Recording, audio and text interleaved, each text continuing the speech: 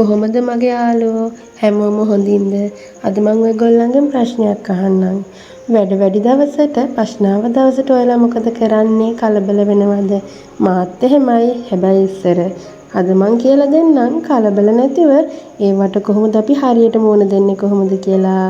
හැබැයි පෑන්කේක් හදන ගමන්ම තමයි ඉතින් කියලා දෙන්න වෙන්නේ.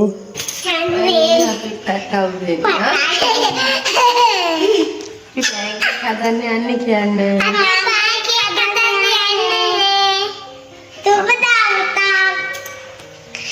එහෙනම් ඉතින් දිගටම අපි වීඩියෝ එකත් එක්ක හැදෙන්න කියලා ආදරණීය ඉල්ලීමක් කරනවා.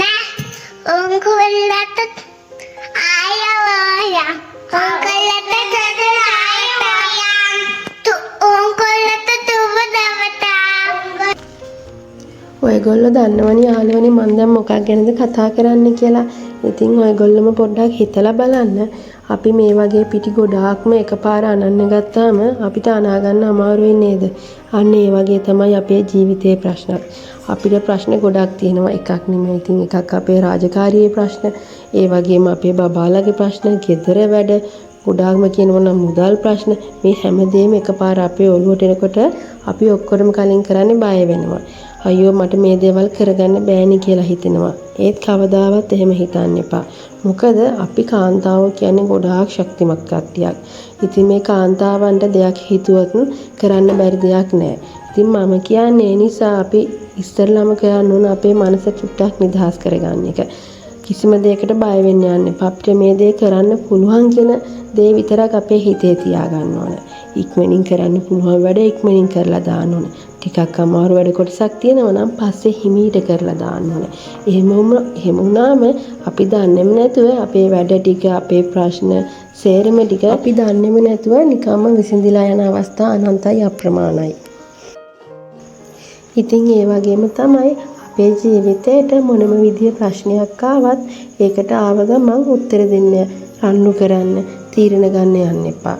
හොඳ හුස්මක් අරගෙන පොඩ්ඩක් වෙලා නිදහසේ හිතන්න දෙන්න. මොකද අපේ මොළේටත් නිදහස් වෙන්න ටිකක් වෙලා දෙන්න ඕන. කලබල වුණාම අපි ගන්න තීරණ 90%ක්ම වැරදි. ඒක ඔයගොල්ලෝ අනිවාර්යයෙන්ම දන්නවා ඇති.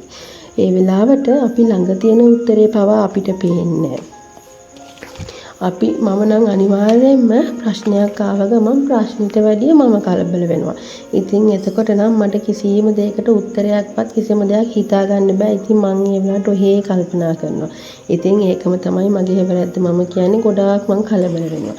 ඉතින් අපි දැන් ඔයාලම හිතන්නකෝ මේ පෑන්කේක් එක රත් වෙලා පිච්චෙනකන් අපි නිදාසේ බලාගෙන ඉන්නවනේ. අන්න ඒ වගේ තමයි අපේ ජීවිතේට ප්‍රශ්නයක් ආවත් ඒ ප්‍රශ්නෙට හරි වෙලාවට ඒ වෙලාවට උත්තරය එනකන් අපිට කරන්න තියෙන ඉවසීමෙන් බලාගෙන ඉන්න එක තමයි.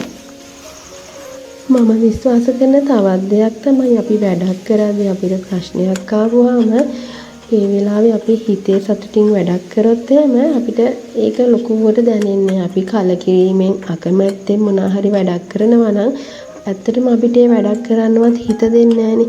ඒ නිසා මම නම් කියන්නේ මොන වැඩේ කරත් අපි ඒ වෙලාවේ හරීම සතුටින් ඒකට හරීම ආසාවෙන් කැමැත්තෙන් වැඩ කරොත් එහෙම අපිට හරිය ලස්සනට ඒ වැඩේ ඉවර කරගන්න පුළුවන්. ඒ වගේම තමයි තව සින්දුවක් අහන්න, මල් පැල වලට වතුර දාන්න, ඇඳුම් අයන් කරන්න, අන්න ඒ වගේ වැඩ කරන්න ඕනේ. ඒ වෙලාවට අපේ මොලේ ප්‍රශ්නයක් තියෙනවා නම් අත් දෙකෙන් අපි මොකක් හරි වැඩක් කරනකොට මොලෙන් හිතන එක අඩු කරනවා. එතකොටත් අපිට කිසිම ප්‍රශ්නයක් නැතුව ඉන්න පුළුවන්. හිතේ සතුටින් මන්නම් මේ දේවල් අත්දැකීමෙන් තමයි කියන්නේ. ඉතින් ඔයගොල්ලන්ටත් වැදගත්යි කියලා තමයි ඉතින් මම මේ පුංචි දේවල් ඉතින් ඔයගොල්ලොත් එක්ක බෙදාගත්තේ. ඉතින් ඔන්න යාළුවනේ මේ වෙලාවේ නම් ඉතින් මම පෑන්කේක් එකක් හදන ගමන් ඉන්නේ. මං හදලා එක පෑන්කේක් එකක් කාලත් බැලුවා. හරීම රසට තිබ්බා. ඉතින් ඔයගොල්ලොත් නිතරම වගේ පෑන්කේක් හදනවා ඇති කියලා මං හිතනවා. ඉතින් මම නම් මේ බබාලගේ ආසාව නිසා තමයි රසම රස පෑන්කේක් එකක් හදාගත්තේ.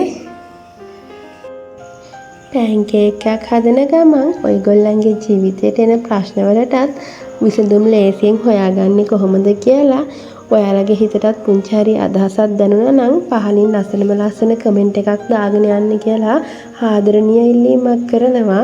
ඒ වගේම මගේ වීඩියෝ හොඳයි නම් ලයික් එකක් දාගෙන යන්න. සබ්ස්ක්‍රයිබ් කරලා නැත්නම් සබ්ස්ක්‍රයිබ් කරලත් මාත් එක්ක එකතු වෙන්න කියලා පුංචි ඉල්ලීමක් කරනවා. ඉතින් මට අවසානෙට කියන්න තියෙන්නේ කොච්චර ප්‍රශ්න ආවත් කොච්චර වැඩි වුණත් කිසිම දවසක බය වෙන්න කලබල වෙන්න යන්න එපා. සතුටින් හිතලා අපේ ලස්සන ජීවිතේ තවත් ලස්සනට අපි ඉස්සරහට ජීවත් වෙමු නේද? තූති බබා නැගිටලා දැන් නිත් වෙලා නිදියන් ඉඳලා ඔයාට මම පොඩි වඩුවක් හදුවා දෙන්නද? ඈ? ඔය ඉන්නකෝ. හරි ක්ලාස් එක පියාගන්න බලන්න. මොනවාද? මොනවාද? aku nanti dikatakan ku nanti ya oh ngapain tahu kan ini tahu ku nanti ganang apa ada produk hadi velati ini